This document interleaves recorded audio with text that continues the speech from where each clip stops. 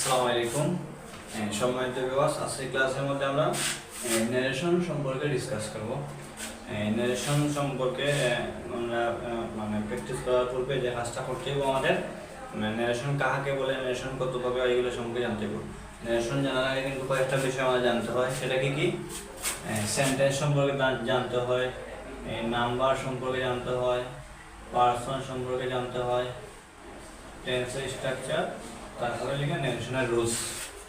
Sentence কাকে বলে আমরা জানি। সেন্টেন্স বাক্য, সেন্টেন্সের বাংলা অর্থ কি? বাক্য। কয়েকটি শব্দ একসাথে মিলিত হয়ে অর্থবোধক কোনো কিছু প্রকাশ করলে কিংবা মনের ভাব প্রকাশ করলে তাকে কি বলে? বাক্য বলে।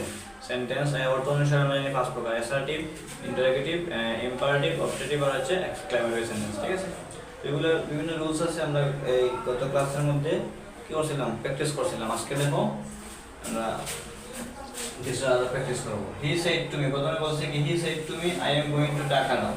হি সেড টু মি, সে আমাকে বললো আমি এখন ঢাকা যাইতেছি।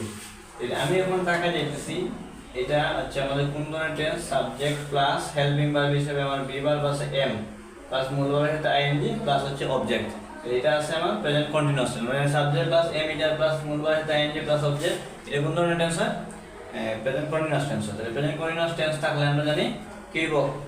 এটা পরিবর্তন হইয়া পাস্ট কন্টিনিউয়াস টেন্সে যাইব। এটা কিন্তু আছে কি ডাইরেক্ট স্পিচের মধ্যে আছে, মানে প্রত্যক্ষ উক্তির মধ্যে আছে। আমরা এটা পরিবর্তন করে কি করব? পরোক্ষ উক্তির মধ্যে নিব।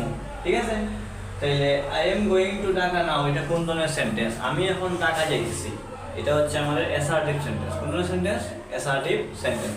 তাহলে অ্যাসার্টিভ সেন্টেন্সে আমরা জানি সেইডের পরিবর্তে টোল্ড বসে আর কমার পরিবর্তে দ্যাট বসে। মোতাবেক লিখলাম প্রথমে অ্যাসার্টিভ সেন্টেন্স, সেইডের পরিবর্তে told, he told me that, কমার পরিবর্তে দ্যাট লিখলাম। তারপরে এখানে I am going to Dhaka now, সে আমাকে বললো আমি ঢাকা যাইতেছি এখন। তাহলে ঢাকা যাইতেছে সে, সে আমাকে বললো যে সে ঢাকা যাইতেছে। তাহলে এখানে আমরা সাবজেক্ট হিসেবে হি লিখলাম। কি লিখবো? হি। যেহেতু আমরা এটা প্রেজেন্ট কন্টিনিউয়াস আছে, পাস্ট কন্টিনিউয়াস আছে, নিচেই বলাইলে সাবজেক্ট হিসেবে হি লিখলাম। তাহলে পাস্ট কন্টিনিউয়াস স্ট্রাকচার কি? Subject plus was were plus মূল ভার্বের সাথে আইএনজি প্লাস অবজেক্ট। কি বলছি? সাবজেক্ট প্লাস হেল্পিং ভার্ব হিসেবে ওয়াজ ওয়ার প্লাস মূল ভার্বের সাথে আইএনজি প্লাস অবজেক্ট। তাহলে সাবজেক্ট হিসেবে আমরা হি লিখলাম। হি কোন number? Singular number. Singular number হলে আমরা ওয়াজ লিখি। কি লিখি? ওয়াজ। তারপরে মূল ভার্বের সাথে আইএনজি, তো গোয়িং যেমন আছে তেমন, গোয়িং টু ঢাকা যেমন আছে তেমন। আর আমরা ন্যারেশনের একটা হচ্ছে আমাদের যদি সেন্টেন্সে নাও দেওয়া থাকে, নাও দেওয়া থাকে, এইটার পরিবর্তে কি হয়? দেন হয়। নাও পরিবর্তে কি হয়? দেন হয়। এইভাবে আরো কিছু আছে, শব্দগুলো আছে না, সূচক শব্দ। টুডে তাহলে কি হয়? দ্যাট ডে হয়। টুমরো তাহলে কি হয়? The next day. ইয়েস্টারডে তাহলে কি হয়? Yesterday the previous day. Now তাহলে দেন, কাম তাহলে গো, এগো তাহলে বিফোর। ঠিক আছে, টুডে তাহলে দ্যাট ডে, টুমরো তাহলে কি বলছি? দ্য নেক্সট ডে, ইয়েস্টারডে তাহলে the previous day, tonight that night নাইট, তোমার দিস তাহলে দ্যাট। ঠিক আছে, this month that month, this week that week. বুঝতে পারছি? ওকে, তারপর দেখো captain said to the shoulders. এই শোল্ডার্স অর্থ কি? আমরা একটা শোল্ডার অর্থ জানি আমরা কাঁধ। এই শোল্ডার অর্থ কি? কাঁধ। আর এই শোল্ডার অর্থ হচ্ছে আমাদের তোমার সৈনিক বা যোদ্ধা। Captain said to the shoulders এর মানে কি? দলনেতা তার ইয়েকে বললেন, সৈনিকদেরকে বললেন, যোদ্ধাদেরকে বললেন ফায়ার অন, মানে কি? ঝাঁপিয়ে পড়ো। ঠিক আছে, ফায়ার অন মানে কি? ঝাঁপিয়ে পড়ো। তাইলে ঝাঁপিয়ে পড়ো, এখানের মধ্যে আমরা ফায়ার অন, এটা একটা প্রেজেন্ট ইডিয়ম। বাংলাতে যেটা আমরা বাগধারা করি না, এই যে অগ্নি পরীক্ষা মানে কি? কঠিন পরীক্ষা। আকাশ কুসুম মানে কি? অবাস্তব চিন্তা। বসন্তের কোকিল মানে কি? সুসময়ের বন্ধু। অথবা ব্যঙ্গের সর্দি, এর মানে কি? অসম্ভব বস্তু। ঠিক আছে, এইরকম ইংরেজিতে এটাকে বলে প্রেজেন্ট ইডিয়মস। এই ফায়ার অনের এটা যদি আমরা সিম্পলি যদি আমরা এটা বাংলাতে যাই, তাহলে ফায়ার মানে আগুন হয়, অন মানে উপরে। তাহলে এটা অর্থটা কিন্তু এভাবে হয় না, এটা প্রেজেন্ট ইডিয়ম যেহেতু, তাহলে এটার উত্তর হবে ফায়ার মানে ঝাঁপিয়ে পড়া। তাহলে দলনেতা বা ক্যাপ্টেন কি বললেন? সৈনিকদেরকে বললেন ঝাঁপিয়ে পড়ো, ফায়ার অন। ঠিক আছে, তাইলে আমরা জানি যদি আদেশ বোঝায়, ইম্পারেটিভ সেন্টেন্সে আদেশ বোঝায় সেইটির পরিবর্তে অর্ডার বসে। উপদেশ বুঝাইলে সেইটির পরিবর্তে অ্যাডভাইস বসে। অনুরোধ বুঝাইলে সেইটির পরিবর্তে রিকোয়েস্টেড বসে।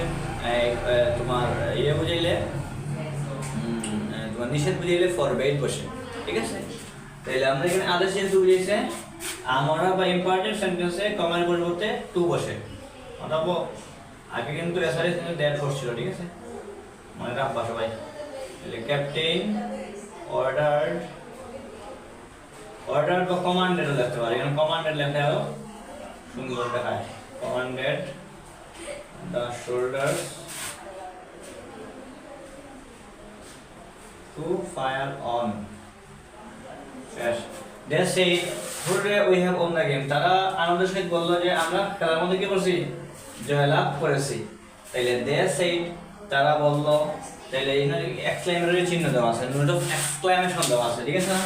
নোট অফ এক্সক্লেমেশন যদি দেওয়া থাকে, বিস্ময়সূচক চিহ্ন যদি দেওয়া থাকে, তাইলে আমরা কি করবো, সেইটার পরিবর্তে আনন্দ বুঝিয়ে আমরা জানি কি বসে, এক্সক্লেম উইথ জয়দেব বসে, তোমার দুঃখ বুঝিয়ে এক্সক্লেম উইথ সরদেব বসে, এরপরে তোমার যদি অবাক করা কিছু বা বিস্ময়সূচক কোনো কিছু বোঝায় তাহলে তোমার বসে এক্সক্লেম উইথ ওয়ান্ডারটেড বসে, বুঝতে পারছি?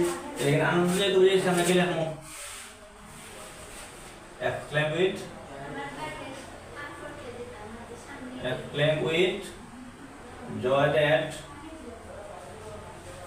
জয়দেব। এখন দেখো we have won the game, তাহলে খেলাটা তারা জিতছে, তাহলে তারা সাবজেক্ট হিসেবে কি দিয়ে হইব। আর এখানে হ্যাভ আছে প্রেজেন্ট পারফেক্ট, যেগুলো কি পাস্ট পারফেক্ট, আর ওনের past perfect on the game, ঠিক আছে? তারপরে the father said to me, বাবা আমাকে বললো ডোন্ট কোয়ারেল, মানে কি ঝগড়া করো না, এটা নিষেধ বুঝেছে, কি বুঝেছে, নিষেধ বুঝেছে। নিষেধ যদি বোঝায় কমা আমরা জানি সেটের পরিবর্তে ফরওয়ার্ড বসে, এটা ইম্পারেটিভ সেন্টেন্স। আদেশ, উপদেশ, অনুরোধ, নিষেধ বুঝাইলে কি হয়, ইম্পারেটিভ সেন্টেন্সে নিষেধ বুঝাইলে আমরা একটু আগে বলছিলাম কি বসে, ফরওয়ার্ড বসে। এখানে কি দেখুন, ফাদার ফরওয়ার্ড মি, কমার পরিবর্তে টু কোয়ারেল। এখানে ডোন্ট করা লেখা দরকার নাই, কারণ ফরওয়ার্ড মানে নিষেধ বোঝায়, এটা নেগেটিভ নিষেধ বুঝাইলে আমরা এখানে ডোন্টটা লেখা দরকার নাই। আশা করি সবাই বুঝতে পারছো।